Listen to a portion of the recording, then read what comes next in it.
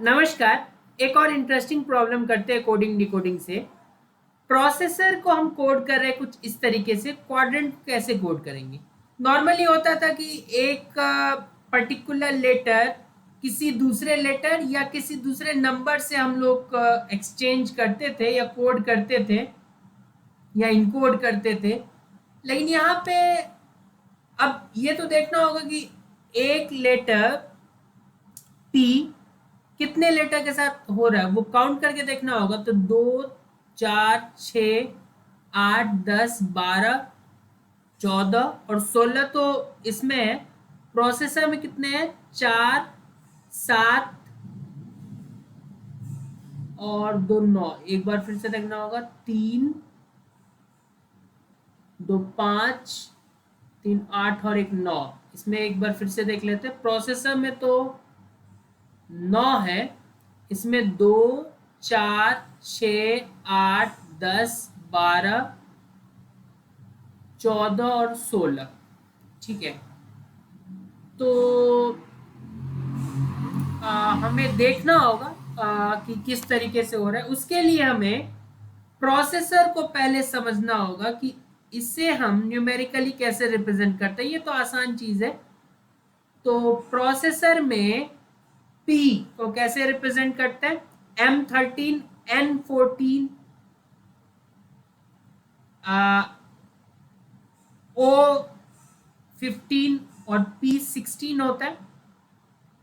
ठीक है। R right to vote 18, M13 N मतलब P से पहले होता है। तो MNOP, तो ये 15 होगा, ये 3 होगा, ये 5 होगा। R के बाद ऐसा आता है तो ये दोनों 19 होगा। अगेन O आया तो 15 और ये 18। अब देखना होगा कि यहाँ पे हमारे पास D4 है। ठीक है। तो D का तो 4 होता है, हमें पता। 4 तो 4 ही है। तो 4 और 4 16 बना रहे हैं। तो क्या हम उसको P के साथ मैप कर सकते हैं? चलो P के साथ इतना तो मैप हो गया। अब सिमिलरली F का वैल्यू 6 होता है, उसके साथ 3 है। 6 3 18। तो क्या इस R के साथ F3 को मैप कर सकते हैं? C का वैल्यू 3 होता है, 5 तो 5 ही है। तो 3 × 5 15। तो क्या इस O के साथ C5 को मैप कर सकते हैं? E का वैल्यू 5 होता है और यहां पे है 1। ठीक है। तो यहां पे अब देखना होगा कि हमारे पास हम लोग ने C5 तक तो कर लिया। ठीक है। अब E1। ठीक है। तो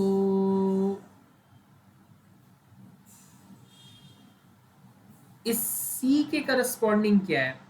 अच्छा, E के करस्पॉन्डिंग तो E1 आएगा, समझ में आ रहा है।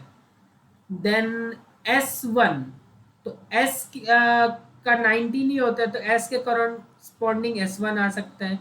यहाँ भी S1 आ सकता है। E5 होता है 5 3, तो यहाँ E3 आ सकता है।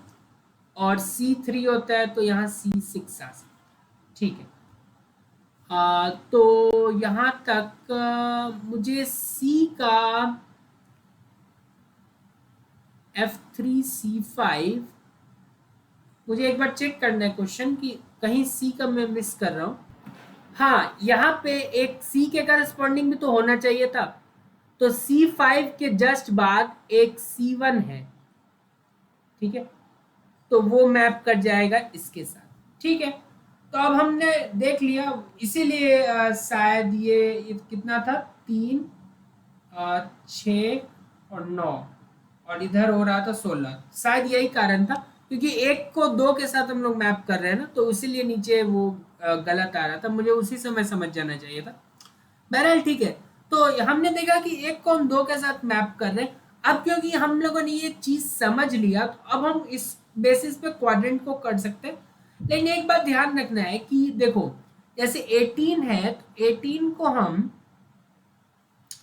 C6 लिख सकते हैं, लेकिन F3 भी तो लिख सकते हैं, क्योंकि हमने यहीं पे लिखा है R को F3 लिखा है पहले, यहाँ C6 लिख दिया, तो आंसर्स हमारे डिफरेंट आ सकते हैं उसमें। क्यों? क्योंकि R1 भी तो लिखा जा सकता है, 18 को 18 इंटू 1 भी तो लिखा जा सकता है, विच इज R1।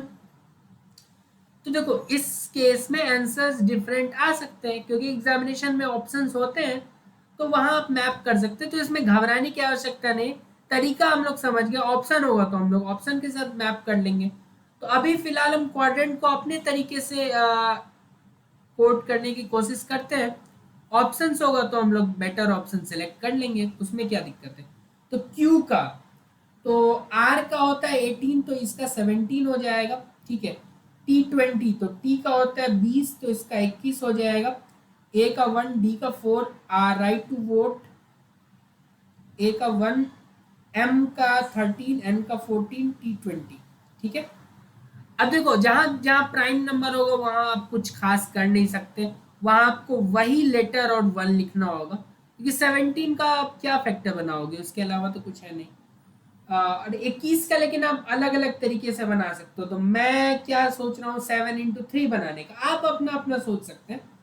तो हाइट, तो H का होता है 8, तो G हो जाएगा, तो G से मैं 7 बना लेता हूँ और फिर 3 लिख देते हैं, G3 हो जाएगा, ठीक है। अच्छा A, अब इसमें भी आप 1 का भी कुछ खास कर नहीं सकते, ठीक है, तो इसको भी A1 ही लिखना होगा।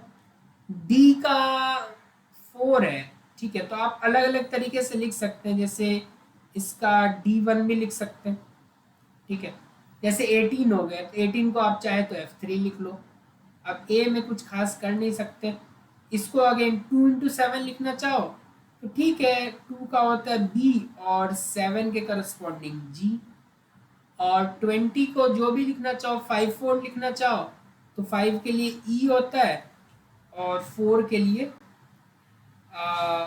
4। अच्छा, क्योंकि हम लोग लेटर और नंबर लिख रहे हैं तो यहाँ भी B7 लिखना पड़ेगा, ठीक है, क्योंकि ऐसा ही इसमें किया गया है, तो वो हमारे हाथ में नहीं है, ठीक है। तो लेटर एंड देन नंबर इसी तरीके से करना था, तो कुछ मेरा ये आया है, मैंने एक आंसर भी रखा है जो कि इसका सही होना चाहिए था, तो मैं उसको यहाँ पे लाने का कोशिश करता हूँ, और ये तो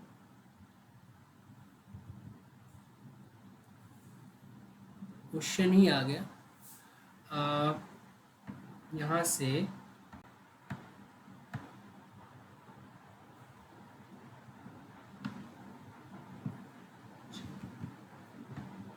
उसको सेलेक्ट करके